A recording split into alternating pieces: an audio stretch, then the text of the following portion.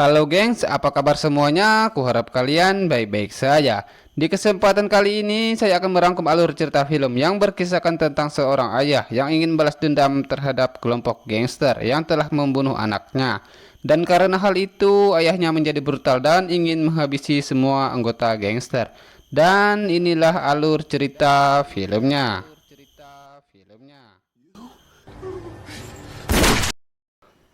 Film diawali dengan suatu keluarga yang sangat bahagia. Ia bernama Nick. Dia adalah seorang ayah dan bekerja di suatu kantoran. Dan mereka pun mempunyai dua orang anak yang bernama Brandon dan Luke. Ayahnya pun sangat bangga kepada kedua anaknya, terutama kepada Brandon karena ia sangat berprestasi dalam sebuah olahraga yang bernama hoki. Dan sebentar lagi akan bertanding di kejuaraan nasional.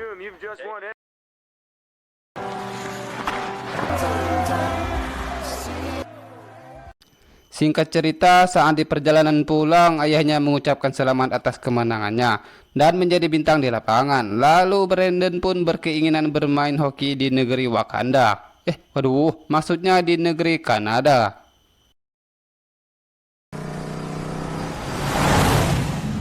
Saking asiknya mengobrol, tak sadar bensinnya hampir habis. Hingga kemudian mereka pun mengisi pertalite di SPBU. Dikarenakan tenggorokan Brandon kering dan bibir pecah-pecah, ia pun membelilah segar di minimarket SPBU. Namun tiba-tiba datanglah sekelompok gangster yang ingin merampok minimarket tersebut.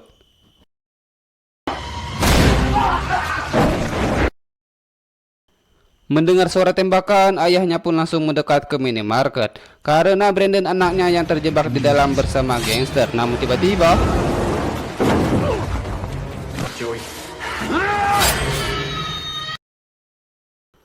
anaknya pun ditebas tepat di tenggorokannya. Namun semua gangster itu berhasil melarikan diri. Namun sebelumnya Nick masih sempat memberikan perlawanan terhadap anggota gangster itu dan masih sempat juga melihat wajah pelaku tersebut. Atas kejadian itu, ayahnya langsung membawa Brandon ke rumah sakit.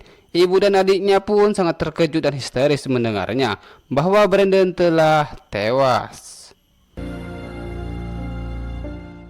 Singkat cerita, keesokan harinya pun tiba. Beberapa anggota gangster tersebut telah tertangkap.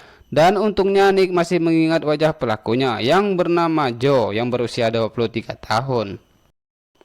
Hingga di keesokan harinya pemakaman Brandon pun dilaksanakan. Kedua orang tuanya pun sangat terpukul atas kehilangan salah satu anaknya.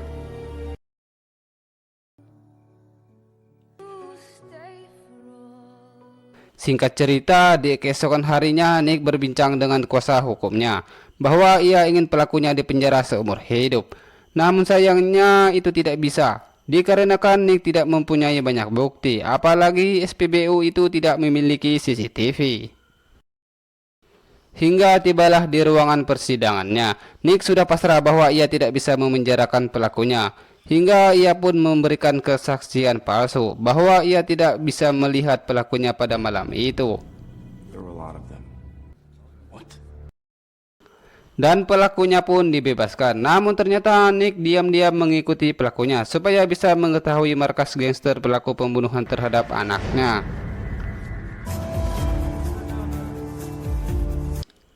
Joe disambut hangat oleh ketua gangsternya yang bernama Baron. Atas kebebasan Joe, ia pun diberikan hadiah lubang gratis untuk genjot-genjotan.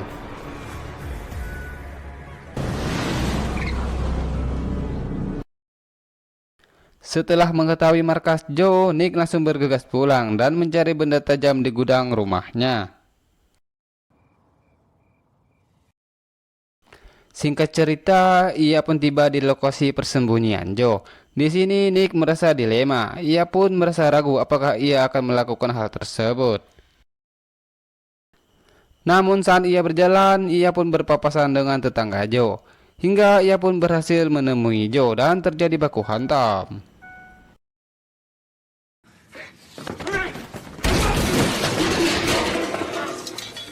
Nick sangatlah ketakutan bahwa ia telah membunuh Joe. Hingga ia pun langsung bergegas pulang dan membuang sebilah pisaunya untuk menghilangkan barang bukti.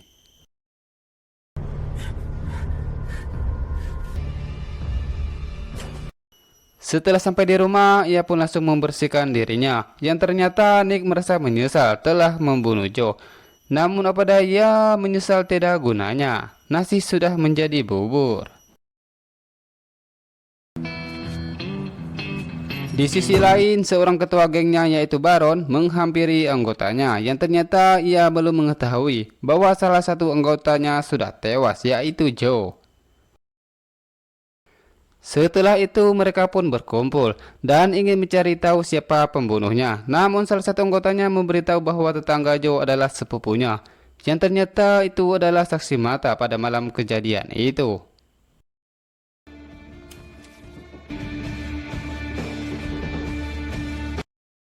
Di keesokan harinya, detektif Lucy mengatakan kepada Nick bahwa pembunuh Brandon tadi malam sudah ditemukan tewas. Namun saat Nick mau pulang, ia sudah diincar oleh gangster Baron.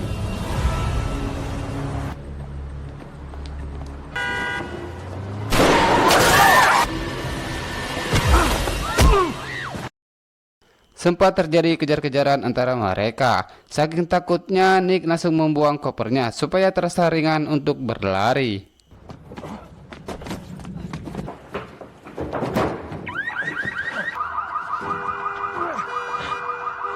Tidak ada cara lain, Nick harus melawan salah satu anggota gangster tersebut.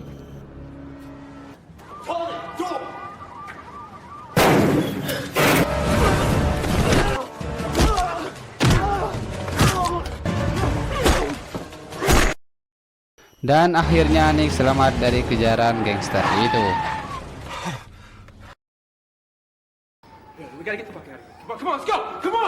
Di keesokan harinya ternyata gangster tersebut menemukan koper Nick yang berisi dompet STNK, BPKB mobil dan juga surat tanah untuk ia gadaikan. Dan juga beserta KTP-nya yang pastinya membuat gangster tersebut mengetahui tempat tinggal Nick.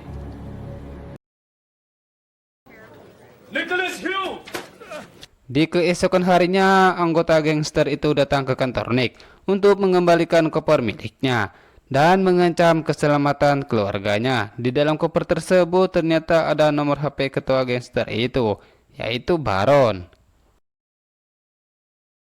Nick sangatlah panik. Ia pun langsung menghubungi detektif Lucy dan meminta bantuannya untuk menjaga keluarganya supaya dijaga oleh polisi. Singkat cerita, detektif tersebut langsung datang ke rumahnya dan menceritakan semuanya kepada detektif bahwa ada geng Baron yang mengancam keselamatan keluarganya.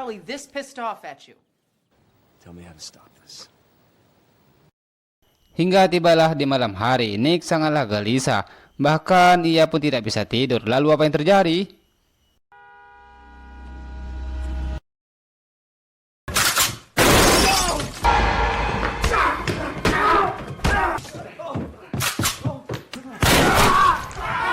Ternyata geng Baron diam-diam sudah masuk ke rumahnya.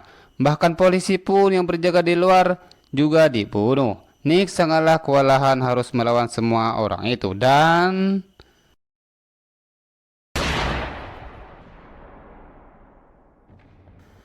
Atas insiden penyerangan itu ternyata Nick masih bisa terselamatkan dan juga anaknya. Meskipun kondisi anaknya sangatlah kritis.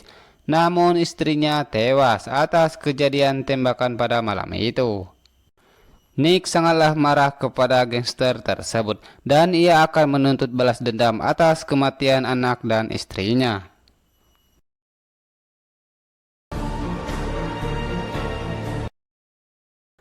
Dengan kondisi yang belum sembuh, ia pun pergi ke bank untuk menarik semua tabungannya, bertujuan untuk membeli senjata Scarlet dan M4. Mungkin harganya 2 juta dolar. Ia langsung bergegas ke toko persenjataan. Setelah mendapatkan senjata, ia pun langsung pulang dan bersiap-siap untuk menyerang geng Baron, meskipun hanya sendirian.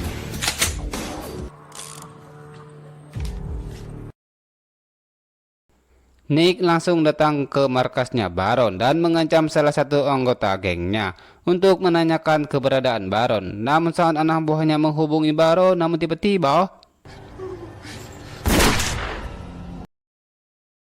di waktu yang sama Baron dihampiri oleh ayahnya. dan mengatakan bahwa ada seseorang yang mengincarnya. Yang ternyata pria berkacamata tersebut adalah orang yang menjual senjata kepada Nick. Namun perkataan ayahnya itu dihiraukan oleh Baron. Now, do you need any more fucking instructions? Ia pun langsung bergegas ke tempat markas utamanya yang bertempatan di gereja tua.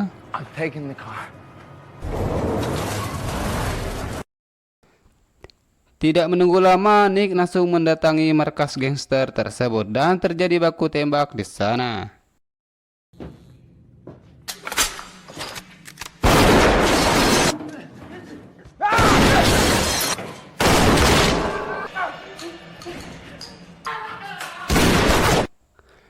Tidak disangka ayah kantoran ini yang dulunya belum pernah memegang senjata, namun demi balas dendam beliau pun sangat beringat saat memegang senjata tersebut.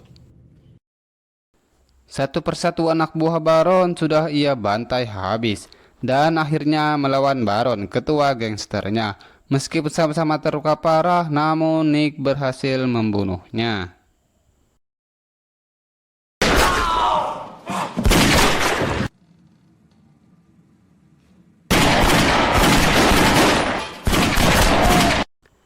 Hingga tibalah di pagi hari, ia pun pulang ke rumah dan mendapat kabar bahwa Luke sudah sembuh dari masa kritisnya.